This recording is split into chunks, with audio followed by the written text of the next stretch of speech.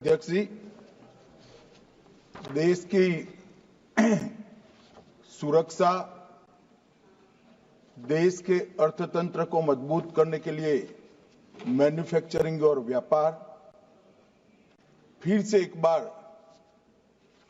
देश की शिक्षा प्रणाली को पूरी दुनिया में स्वीकृति देने के लिए हमारी यूनिवर्सिटियों को वैश्विक बनाने का रास्ता प्रशस्त करने के लिए इस देश में R&D के लिए एक मजबूत नींव डालने के लिए और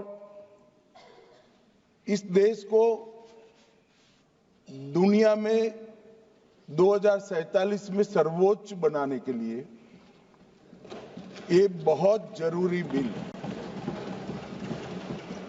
और इस बिल को ठीक तरह से पढ़कर सबने अपनी अपनी पार्टी की नीतियों के अनुसार इस पर अपना मत व्यक्त किया है। मनीष जी से लेकर कुल 30 सदस्यों ने अपने विचार इसमें रखे हैं। मान्यवर, बिल लाने का मुख्य मुद्दा वो है कि इमिग्रेशन एक प्रकार से आइसोलेटेड मुद्दा नहीं है।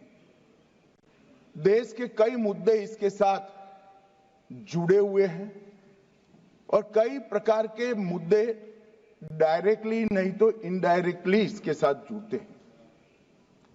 हमारे देश की सीमा में कौन आता है, कब आता है, कितनी अवधि तक आता है और किस उद्देश्य तक आता है, ये जानने का अधिकार इस देश की सुरक्षा के लिए बहुत जरूरी है और ये कोई नया विचार नहीं है। आगे मैं बताऊंगा, कई सालों से अधिकार अलग अलग कानूनों में चित्रे पड़े थे।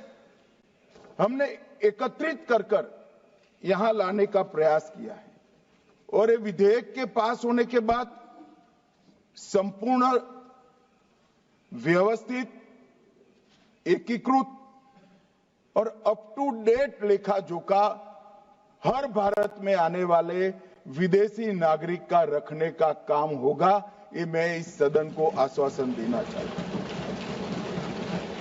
और इसके माध्यम से ही देश का विकास भी हम सुनिश्चित कर पाएंगे। जो देश को विकसित करने के लिए आते हैं, व्यापार के लिए आते हैं, शिक्षा के लिए आते हैं, R&D के लिए आते हैं, वो सबका मैं स्वागत करता हूं और सुरक्षा को जो खतरे में डालेंगे उन पर हमारी कड़ी नजर भी होगी, निगरानी भी होगी। तो दोनों दृष्टि से मान्यवर, ये बिल एक प्रकार से हमारे सभी उद्देश्यों की परिपूर्ति करने वाला है और ये आज की बात नहीं है मान्यवर। चिर पुरातन काल से हमारे उपनिषदों ने वसुधैव कुटुंबकम का नारा पूरे विश्व में, जब कच्चा मांस खाते थे, वस्त्र पहनने का ज्ञान नहीं था, ऐसी अवस्था में दुनिया की कई सभ्यताएं जीती थी, तब हमारे मनीषियों ने उपनिषद का वसुधैव कुटुंबकम का कंसेप्ट हमसे सामने रखा। कई बार लोग सवाल उठाते हैं, ज्यादातर सामने की बेंच में बैठे हैं, कि अंतर्राष्ट्रीय कन्वेंशन के हम सिग्नेटरी क्यों नहीं। मैं आज इस बात का भी जवाब देना चाहता हूं कि अंतर्राष्ट्रीय कन्वेंशन को भारत ने सिग्नेटरी होने की जरूरत क्यों नहीं, क्योंकि भारत का ट्रैक रिकॉर्ड प्रवासियों के बारे में 5000 साल से स्पॉटलेस रहा है। इसलिए कोई पृथक शरणार्थी नीति की आवश्यकता नहीं। हमारी कई परंपराओं में, कई कानूनों में और कई प्रावधानों में इसका जिक्र किया। ये नीति तो उनको जरूर पड़ती है जो एक प्रकार से भौगोलिक सीमा से देशों की रचना हुई है। मान्यवर, हम तो जियो कल्चर देश है, भू सांस्कृतिक देश है। हम जियोपॉलिटिकल देश नहीं है। हमारी सीमाएं हमारी संस्कृति ने बनाई है और कई देशों तक इसको विस्तृत करने का काम हमारे पुरखों ने किया। और भारत का शरणार्थियों के प्रति एक इतिहास रहा है। पर्सिया से आक्रांताओं ने भगा दिया, पारसी दुनिया में कहीं नहीं गए, भारत में आए और आज सुरक्षित रहे। दुनिया की सबसे माइनॉरिटी अगर कोई विश्व में सम्मान के साथ रहती है कोई देश में, तो मेरे भारत में रहती। इजराइल से भी यहूदी भागे तो भारत में आकर रहे। और अभी मोदी जी के कालखंड में भी आसपास के देशों से 6 प्रताड़ित समुदायों के नागरिक को भी सीएए के कर शरण देने का काम भारतीय जनता पार्टी। भारत ने सदा ही मानवता के प्रति अपने कर्तव्यों का निर्वहन किया है। इसमें हमें कभी कोई कानून की जरूरत नहीं पड़ी। हमारी ये परंपरा है, संस्कृति, इन्होंने ही हमें वसुधैव कुटुंबकम का मंत्र भी सिखाया, संस्कार भी दिया। और मान्यवर, दुनिया भर में सभी देशों में भारत से बाहर गए हुए प्रवासी और भारत से आए हुए प्रवासी, इनके दुनिया को समृद्ध करने के जो कंट्रीब्यूशन करने का जो रिकॉर्ड है, शायद ही कोई देश का होगा। मान्यवर, हेनसांग आए, हर्षवर्धन के शासनकाल में आए, बौद्ध धर्म और भारतीय संस्कृति का अभ्यास कर चीन तक ले गए। मार्को पोलो आए 13वीं शताब्दी में, व्यापार और संस्कृति का अध्ययन कर पूरे यूरोप को समृद्ध करने का काम किया। इब्न बतूता आए 14वीं शताब्दी में, दिल्ली के न्यायाधीश बने। निकोले दे कॉन्टी आए, जिन्होंने 15वीं शताब्दी में विजयनगर साम्राज्य का अध्ययन किया और विजयनगर साम्राज्य की भव्यता को दुनिया भर में पहुंचाने का काम किया। अब्दुल रजाक आए 15वीं शताब्दी ने, कालीकट की भव्यता का और समृद्धि का वर्णन किया। अथानासी यस आए, इन्होंने 15वीं शताब्दी में हमारी सामाजिक प्रथाओं की उच्चता को दुनिया में प्रस्थापित किया। डुआर्टे बारबोसा आए, भारतीय समाज की जाति व्यवस्था का 15वीं और 16वीं शताब्दी में आकलन कर वो समाज को कैसे ताकत देती है, इसका पूरी दुनिया को परिचय कराया। और फ्रांसवा बर्नियर आए 17वीं शताब्दी में, जिन्होंने मुगल साम्राज्य का वर्णन कर पूरी दुनिया में ये संदेश दिया। इसी प्रकार से भारत से गए हुए प्रवासियों ने भी दुनिया भर को समृद्ध करने का काम किया है। बुद्ध घोष यहां से चीन गए और पाली ग्रंथों का अनुवाद किया, थोरवाद बौद्ध धर्म का प्रचार किया, बोधि धर्म, भिक्षु मार्शल आर्ट, इसका पूरे चीन में प्रसार किया। और शाओलिन कुंग-फू का मूल व्यक्ति हमारे तमिलनाडु का बोधि धर्म है।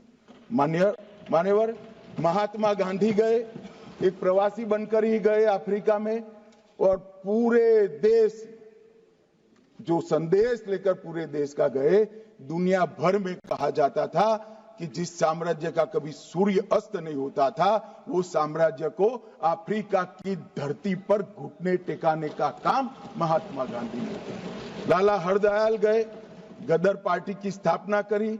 वीएस नायपॉल गए, नोबेल पुरस्कार जीता। डॉक्टर द्वारकानाथ कोटनीस गए, चीन के युद्ध के दौरान चिकित्सा के लिए महान काम किए।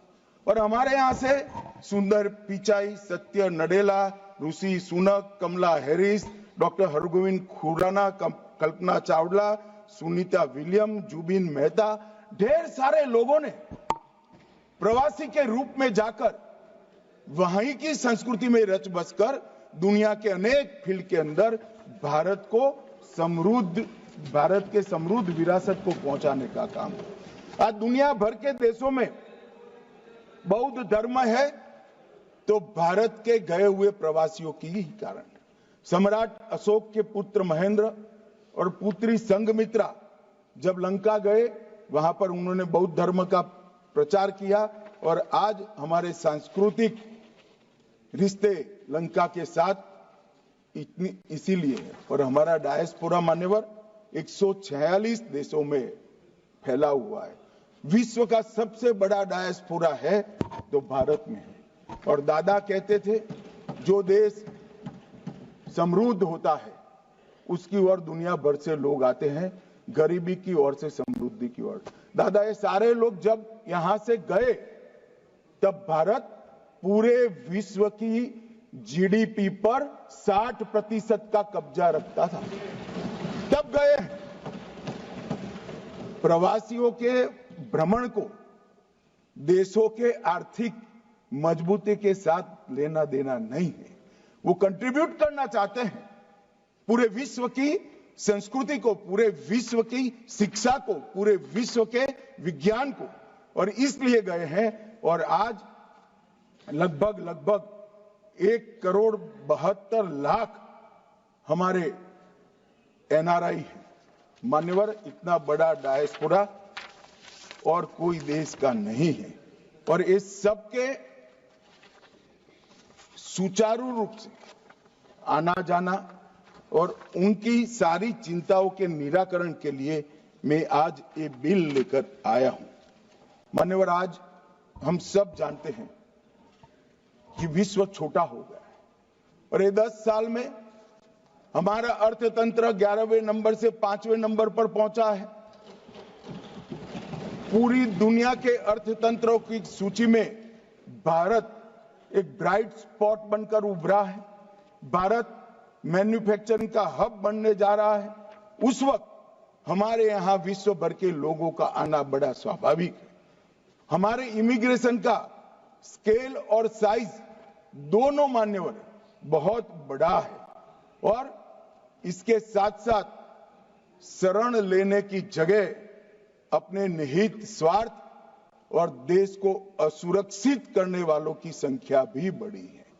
अगर ये दोनों को संतुलित करना है, जो यहां सुचारू रूप से अपने देश के कानून के हिसाब से भारत की व्यवस्था को कंट्रीब्यूट करने के लिए आते हैं, व्यापार के लिए आते हैं, शिक्षा के लिए आते हैं, R&D के लिए आते हैं, लीगल सिस्टम को मजबूत करने के लिए आते हैं, वो सभी का स्वागत है मान्यवर। मगर मैं इतनी ही दृढ़ता से कहना चाहता हूं, चाहे रोहिंग्या हो, चाहे बांग्लादेशी हो, अगर यहां अशांति फैलाने के लिए आता है तो बड़े कठोरता के साथ उनके साथ मान्यवर व्यवहार। इसलिए ये नीति में उदारता के साथ साथ कठोरता की भी आवश्यकता है। हृदय में करुणा, संवेदना और देश के खतरों के प्रति सजगता दोनों रखकर, एक साथ रखकर ये नीति बनाई गई है। और ये दृढ़ प्रवासन नीति जो है हमारी मान्यवर, आज ये लेकर मैं आपके सामने उपस्थित हुआ हूं। मान्यवर, हम सब जानते हैं नरेंद्र मोदी जी के 2 बड़े संकल्प हैं, जो केवल भारतीय जनता पार्टी के नहीं, केवल एनडीए के नहीं, देश की 130 करोड़ की जनता के संकल्प बने हैं। पहला संकल्प है 2027 तक विश्व की तीसरी सबसे बड़ी अर्थव्यवस्था बनना और दूसरा संकल्प है 2047 तक पूर्ण विकसित राष्ट्र बनना। मान्यवर, मैं मानता हूं कि दोनों ही लक्ष्यों की पूर्ति के लिए सरल, सुदृढ़ और समसामयिक कानून की व्यवस्था अनिवार्य है। और इसीलिए हमने ढेर सारे कानून, ऐतिहासिक बिल इस सदन में 10 साल में आए। 3 नए आपराधिक कानूनों को इस सदन ने पारित किया, सीए के कानून को पारित किया, 39,000 कॉम्प्लायंस को खत्म कर ईज ऑफ डूइंग बिजनेस की वृद्धि के कानून को हमने पारित किया। आईबीसी के कोड 2016 बैंक मर्जर, उसके माध्यम से एनपीए को समाप्त करा। 2017 में पूरे देश के, इतने बड़े देश के 32 बिक्री करों को समाहित कर एक जीएसटी को रोल आउट करने में हमारी सरकार को मान्यवर सफलता मिली। यूएपीए कानून और एनआईए एक्ट में संशोधन किया और मान्यवर जो हमारे संविधान निर्माताओं का स्वप्न था, इस देश में एक विधान, एक निशान और एक प्रधान हो, धारा 70 को भी इसी सदन ने निरस्त करने का काम। ये 10 साल के अंदर हर क्षेत्र के हर कानून को हमने मजबूत करने का काम किया है।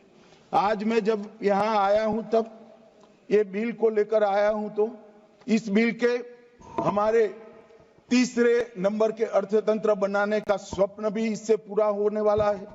नई शिक्षा नीति में हमारी यूनिवर्सिटियों को ग्लोबल यूनिवर्सिटी बनाने का स्वप्न भी इससे पूरा होने वाला है। अनुसंधान के क्षेत्र में R&D करने वाले सारे लोगों को यहां उदार मन के साथ, विश्वसनीयता के साथ काम करने का भी एक अच्छा माहौल मिलने वाला है। इस देश को विश्व भर में खेलों का एक उत्कृष्ट केंद्र बनाने का स्वप्न भी पूरा होने वाला है।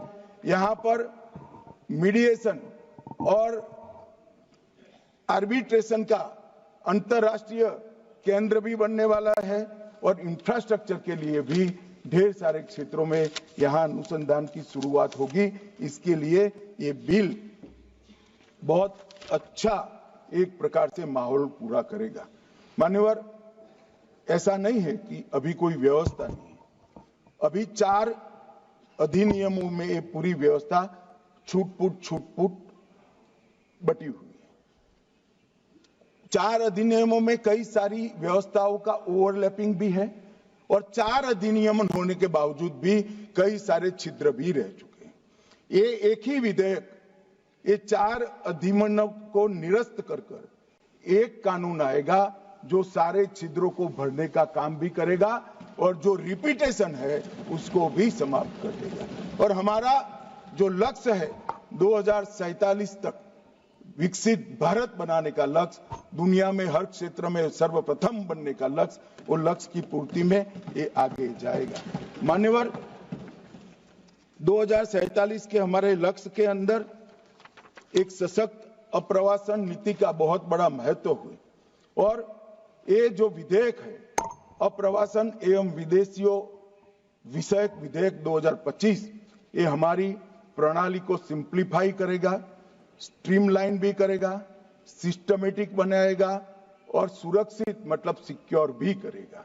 इसके साथ साथ ये ट्रांसपेरेंट भी बनेगा, ट्रैक ड्रिवन भी बनेगा, टाइम बाउंड भी बनेगा और विश्वसनीय ट्रस्टवर्दी भी बनेगा।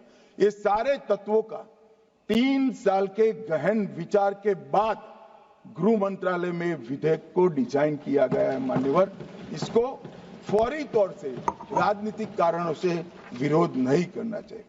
मान्यवर, इसमें भारत में आने वाले यात्रियों का डेटाबेस तो ऑटोमेटिक बन ही जाएगा। भारत के टूरिज्म पोटेंशियल और टूरिज्म के क्षेत्र की बहुत बड़ी वृद्धि होगी।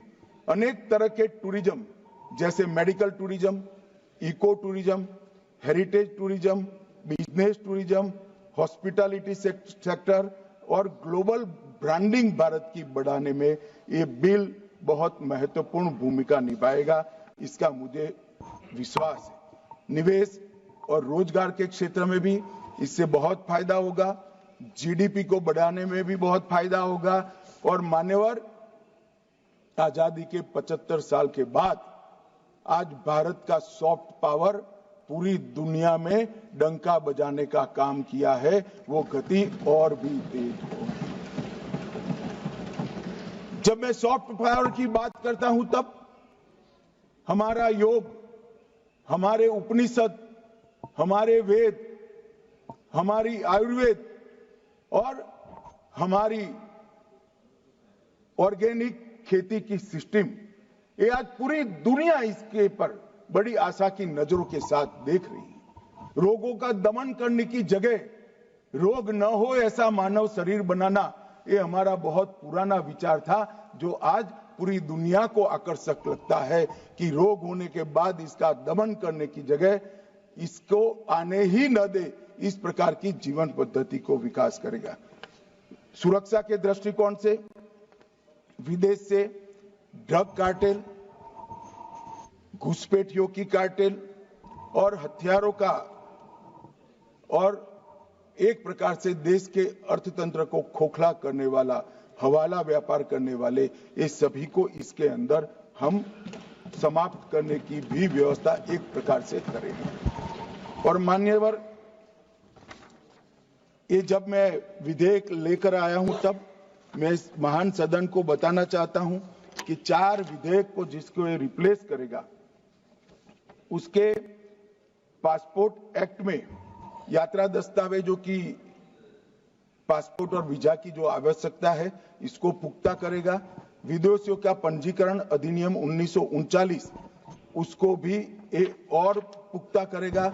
विदेशी अधिनियम 1946 इसको अवैध रूप से रह रहे विदेशियों को प्रतिबंधित करने का केंद्र में रखकर कानून को अंदर बदलाव किया गया है। और कुछ विशेष रोजगार के क्षेत्र में या विशेष गतिविधियों से में भारत को भागीदार बनाने की दृष्टि से जो आते हैं उनके लिए व्यवस्था भी की है। कानूनी प्रावधानों के साथ साथ उल्लंघन पर दंडात्मक कार्यवाही भी हमने इसके अंदर समाहित करी है। और अप्रवास अधिनियम 2002 इसमें विदेशियों को लाने में वाहकों की जिम्मेदारी बिल को भी हमें इसमें थोड़ा परिवर्तित कर पुनर्स्थापन किया है। मान्यवर, ये तीनों बिल 1920, 1939 और 1946 ये देश आजाद होने के पहले ब्रिटेन की पार्लियामेंट में बने थे। आज हमारी पूरी अप्रवासन नीति नए भारत की नई पार्लियामेंट के अंदर बनने जा रही है। एक ऐतिहासिक बात, हमारे देश की इतनी महत्वपूर्ण नीति जो देश की सुरक्षा भी सुनिश्चित करती है, व्यापार भी सुनिश्चित करती है, विकास भी सुनिश्चित करती है, वो विदेश की पार्लियामेंट में बनी थी और विदेश के सांसदों ने इस पर हमारे भले की चिंता की थी। आज कम से कम 30 सांसदों ने इस पर अपना कमेंट दिया, इसमें एक भी विदेशी नहीं है और पार्लियामेंट भी हमारी है। मान्यवर, ये हमारे लिए गौरव की बात है। मान्यवर, ये प्रथम और द्वितीय विश्व युद्ध की आपाधापी में ये बनाया गया था और अंग्रेज सरकार के हितों के रक्षण के लिए बनाया गया था। ये एक विकसित भारत की स्पर्धा, एक दौड़ शुरू होने के बाद अमृत काल के प्रथम चरण में बनाया गया है और भारत के हितों के लिए मान्यवर इसको बनाया गया है।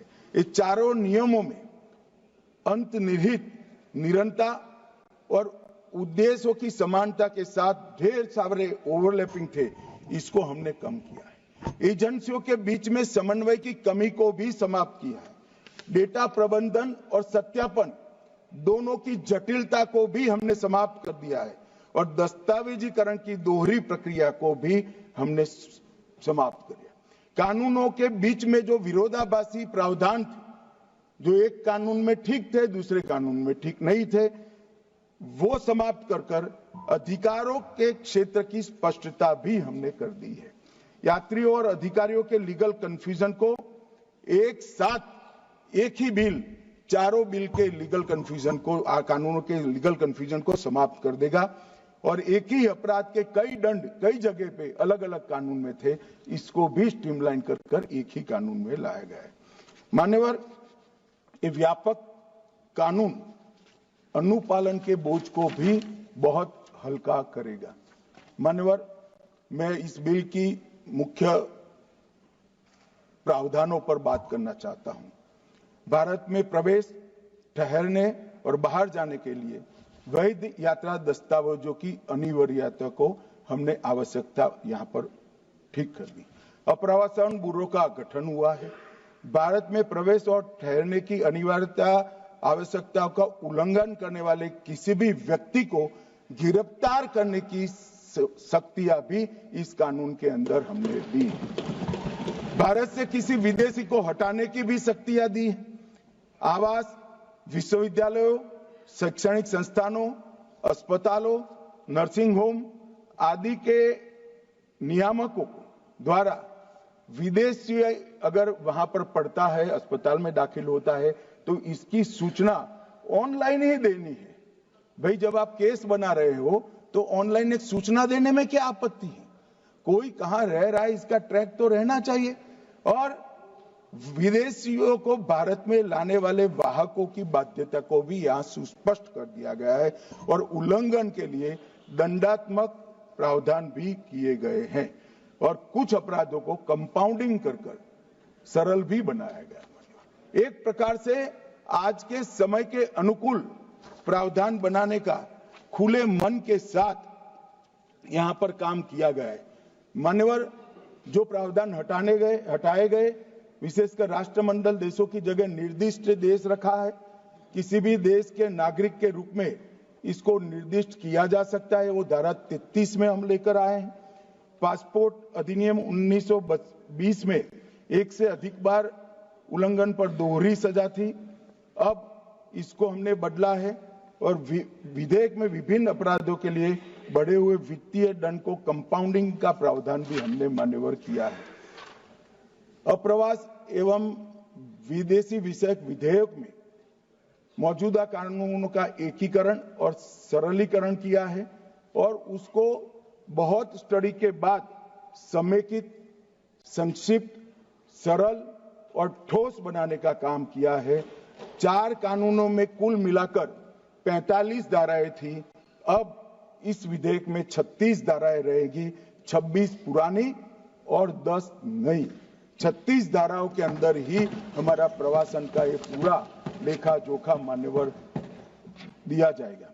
मान्यवर, मैं जब सदस्यों के जवाब दूंगा तब बहुत सारी धाराओं के बारे में बात आ जाएगा, इसमें मैं विशेष कहना नहीं चाहता मगर कुछ जरूर बताना चाहता हूं। धारा 3, इसमें प्रवेश निषेध का प्रावधान है, कुछ सदस्यों ने इसका विरोध भी किया। राष्ट्रीय सुरक्षा या सार्वजनिक स्वास्थ्य के लिए खतरा पाया जाएगा, उसको प्रवेश की अनुमति नहीं दी जाएगी। माननीय देश धर्मशाला नहीं है, जो चाहे जिस उद्देश्य से चाहे यहां आकर रह जाएगा, ऐसा नहीं होगा।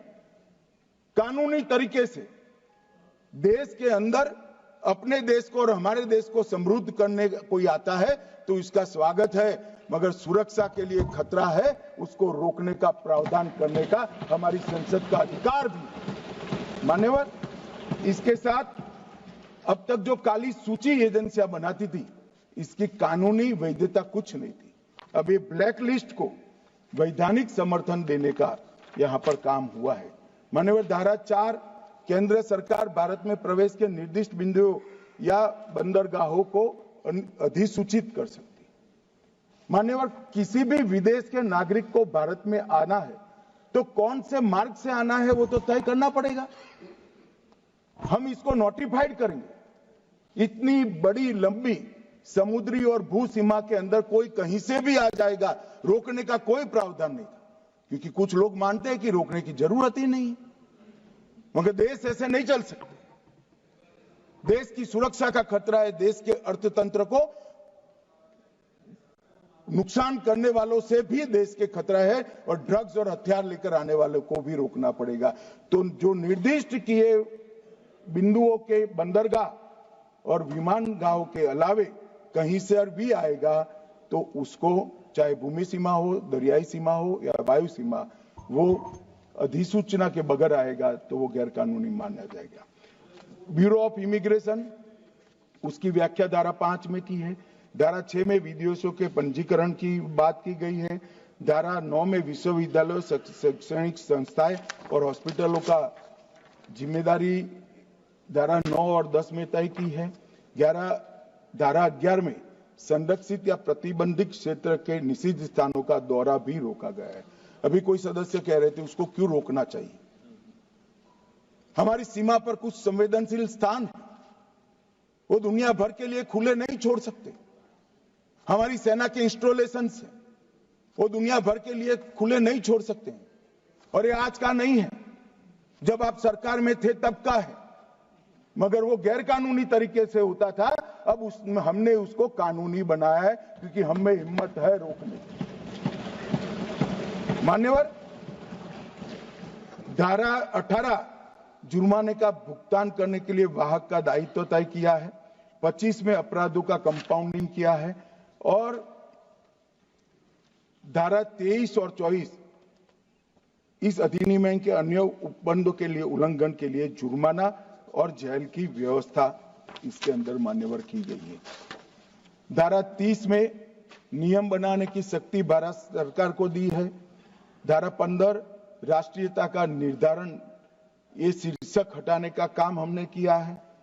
धारा 7 बायोमेट्रिक जानकारी लेने को कानूनी बनाया गया है और एक प्रकार से पूरी व्यवस्था को वैज्ञानिक तरीके से एक कानून में बांधने का काम किया है।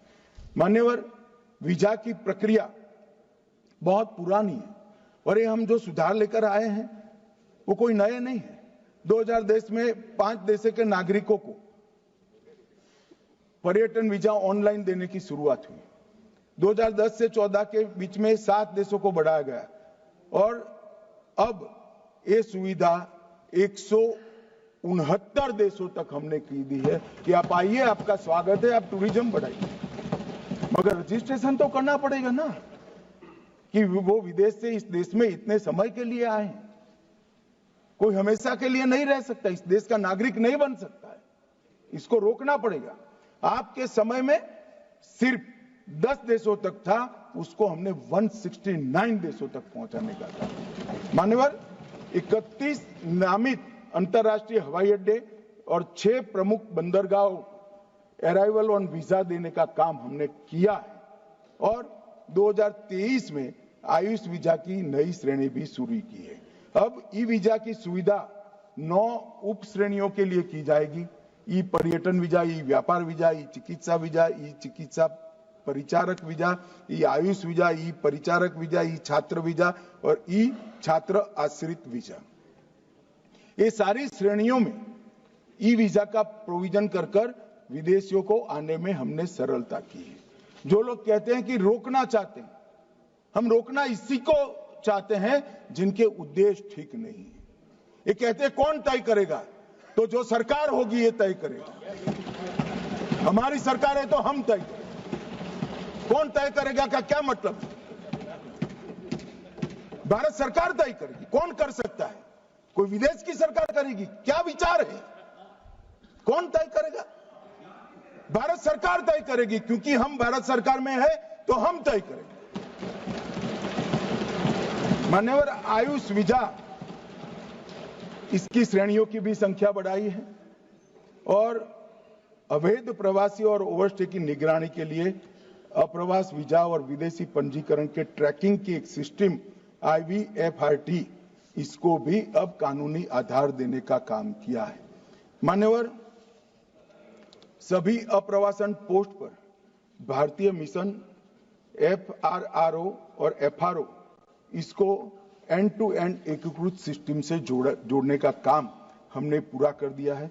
देश भर के 750 से ज्यादा जिलों में DPM, जिला पुलिस मॉड्यूल पोर्टल भी हमने शुरू कर दिया है, जो फॉरेनर्स आइडेंटिफिकेशन पोर्टल के नाम से जाना जाता है। और हमने कई प्रकार की अप्रवासन चौकियों का आधुनिकीकरण के लिए भी योजनाएं लाए हैं। अब उसकी संख्या बढ़कर 114 हो गई है मान्यवर, और एक जमाने में 4 से 5 मिनट लगता था, अब 1.5 से 2 मिनट लगता है। और FTITTP फास्ट ट्रैक अप्रवासन विश्वसनीय यात्री कार्यक्रम, ये 8 प्रमुख हवाई अड्डों पर लागू किया है, जिसमें सिर्फ ऑनलाइन 30 सेकंड में आप आपका घर से भरकर आते हो, तो 30 सेकंड जो जाने का समय होता है वो भी होता है। इन्होंने कहा कि भाई इससे प्रवासियों की संख्या कम होगी। मान्यवर, 2014 में अप्रवासन चौकियां 83 थी, अब 114 है। हमने 37% बढ़ाया है। ICP काउंटर 743 थे, आज 2278 है, 206% बढ़ाया है। भारत में आने वाले व्यक्ति कांग्रेस के शासन के समय में 2,49,00,000 थे। ये 10 साल में 2024 के अंतिम साल में 14 में 2,49,00,000 थे, ये 2024 में 4 करोड़ लोग भारत में आए।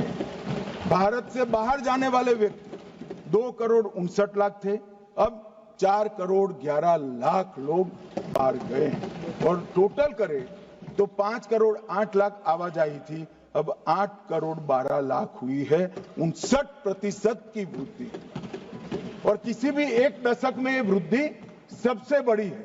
और सबसे बड़ी नहीं, सब दशक का अगर हिसाब किताब करते हैं तो बहुत बड़ी वृद्धि, 50% से ज्यादा वृद्धि एक ही दशक में हुई है। और ये हमें कह रहे हैं कि इससे कम होगा।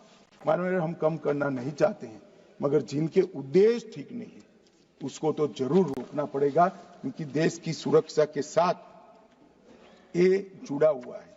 मान्यवर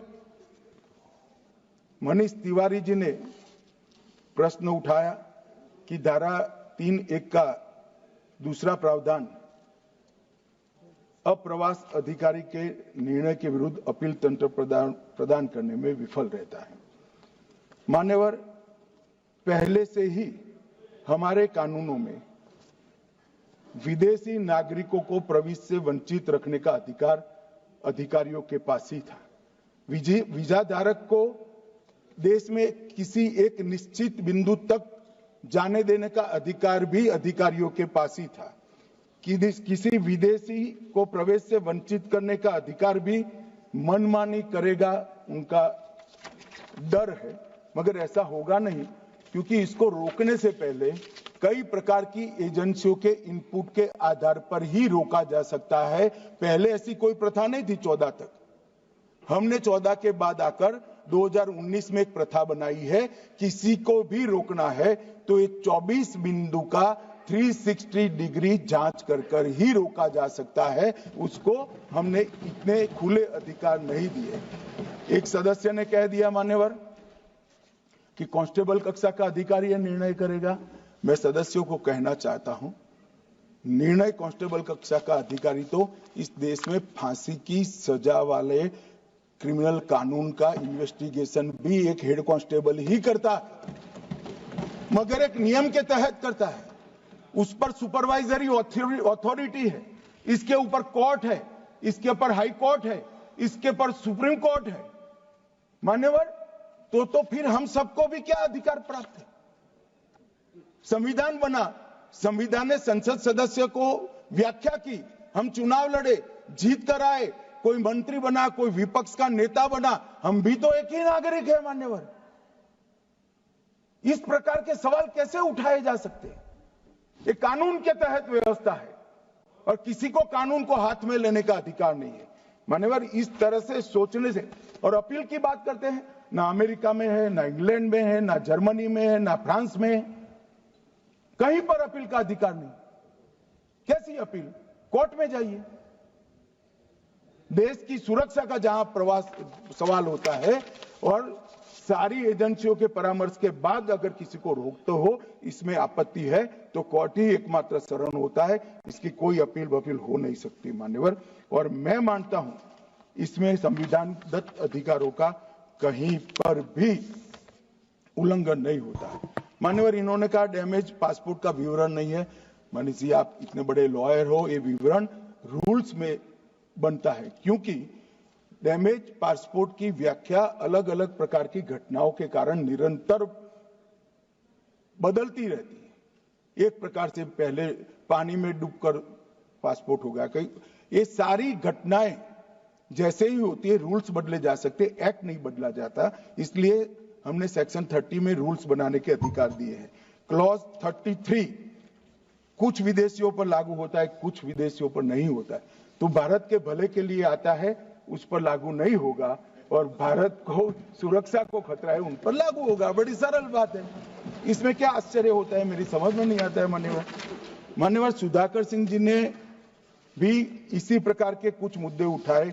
विश्वविद्यालयों और अस्पतालों पर बड़ा बोझ आ जाएगा। कोई बोझ नहीं आएगा। आज कोई विश्वविद्यालय ऐसा नहीं है जिसको ऑनलाइन इंफॉर्मेशन देने में तकलीफ हो। बिल भी ऑनलाइन बनता है, फीस भी ऑनलाइन स्वीकारी जा सकती है, तो एक रिपोर्ट ऑनलाइन नहीं भेज सकते कि मेरे विद्यालय में इतने विदेशी लोग पढ़ाते, इतने विदेशी लोग पढ़ते हैं। क्या आपत्ति है? क्यों छुपाना है? ये जानकारी लेने का भारत सरकार का अधिकार है मान्यवर, और ये तो देने ही चाहिए मान्यवर। इसके साथ श्री सुखदेव भगत, उन्होंने बंगाल की बात की कि बीएसएफ घुसपैठियों को रोकने के लिए अक्षम है। मान्यवर, मैं आज बड़ा गंभीर उन्होंने आरोप लगाया है भारत की। मान्य सदस्यों, सभा की सहमति हो तो सभा की कार्रवाई इस विषय की समाप्ति तक बढ़ा दी जाए। माननीय गृह मंत्री जी। मान्यवर, आज मैं कई बार अलग अलग भाषणों में, अलग अलग जलसों में ये विषय उठा जाता है। बांग्लादेशी घुसपैठियों के लिए बीएसएफ क्या कर रही है, सेना क्या कर रही है।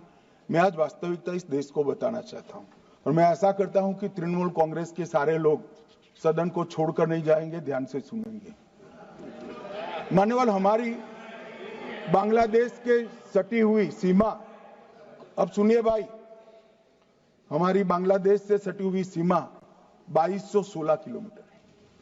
उसमें से 1653 किलोमीटर बाढ़ बन चुका है, बाढ़ के पास वाला रोड भी बन चुका है और चौकियां भी बन चुकी है। शेष फेंसिंग की लंबाई है 563 किलोमीटर।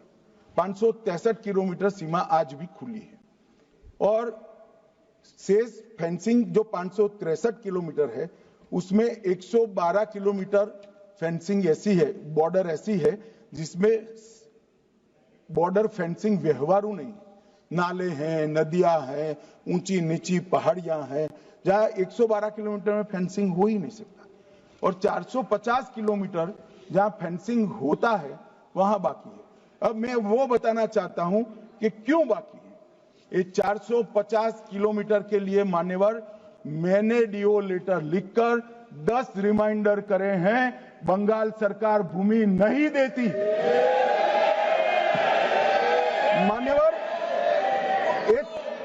ये 450 किलोमीटर के लिए गृह सचिव बंगाल के मुख्य सचिव के साथ 7 मीटिंग करे, ये भूमि नहीं देते हैं। मान्यवर, जहां फेंसिंग लगाने जाते हैं सत्ताधारी पार्टी का कैडर आकर हुड़दंग करता है, धार्मिक नारे लगाता है।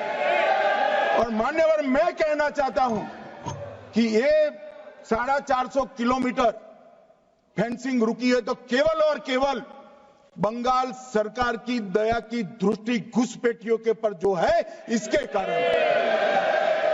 और मान्यवर, इससे आगे ये 450 किलोमीटर शायद ये भाषण सुनकर ममता जी भूमि दे भी दे तो हम खत्म कर देंगे, फिर भी 112 किलोमीटर खुली सीमा रहती है।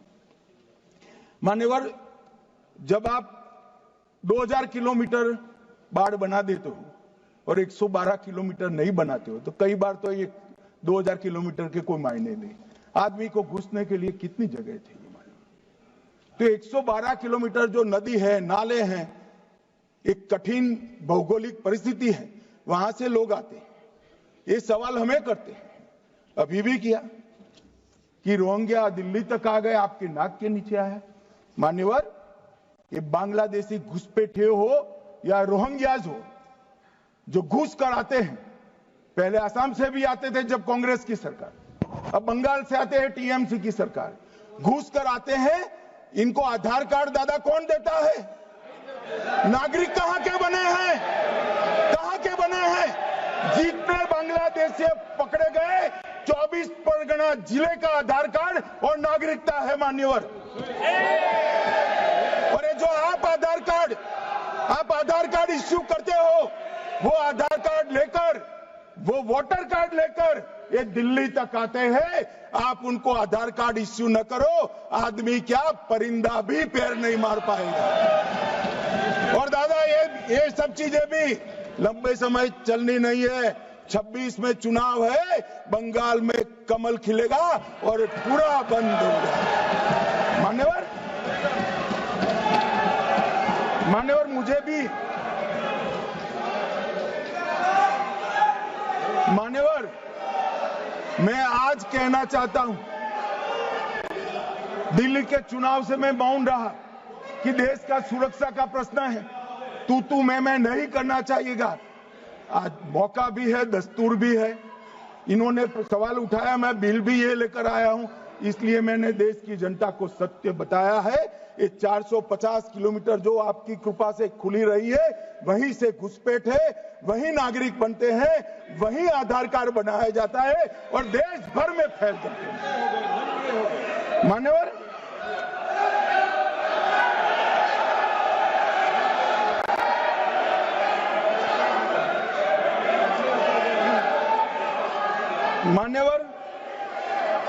एक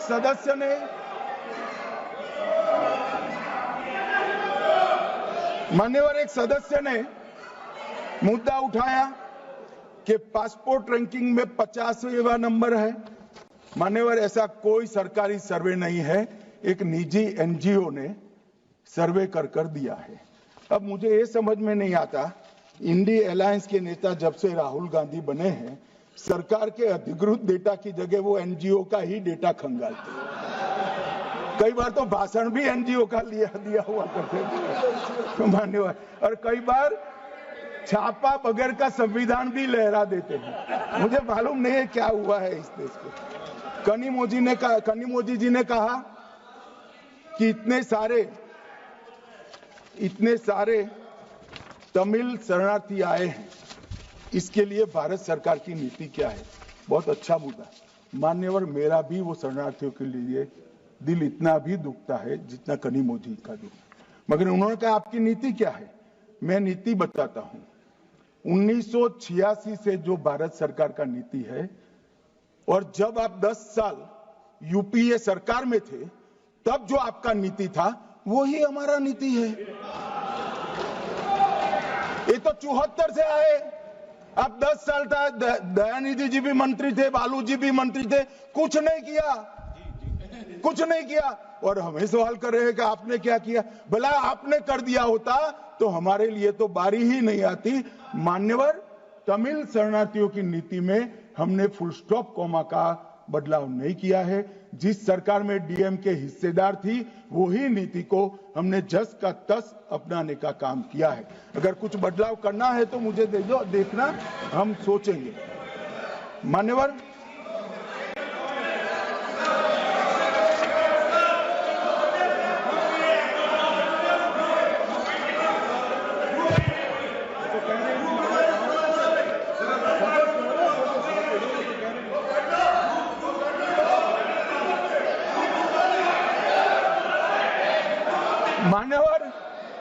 मान्यवर, मुझे अब तक एडीएमके के सारे एमपी 4 बार मिले अलग अलग समस्या पर, एक में भी तमिल शरणार्थी का जिक्र नहीं। और कहते हैं डू समथिंग। भाई आप तो कहते हैं ना, हमने तो आपकी नीति पर चले, हम माने ये सच्ची होगी। अभी भी आप दीजिए, हम सोचेंगे इस पर।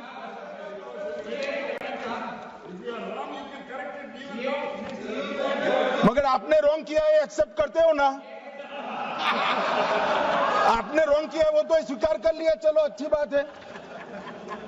मान्यवर, एक सीएए का जिक्र है। मैं इसमें कोई राजनीतिक टिप्पणियां करना नहीं चाहता। मैं इतना कहना चाहता हूं कि आजादी के वक्त जब आनन फानन में देश का विभाजन किया गया और दोनों ओर भयंकर खूनामार की हुई, हजारों बौद्ध, हिंदू, सिख लोग ट्रेन की ट्रेन भरकर काट दिए गए मान्यवर, तब हमारे देश के नेता गांधी जी, नेहरू जी, सरदार पटेल सबने अपील कहा था कि वहां रह जाइए, अभी स्थिति ठीक नहीं है, बाद में भारत में आपका स्वागत है, आओगे तो अब भारत के ही माने जाओगे।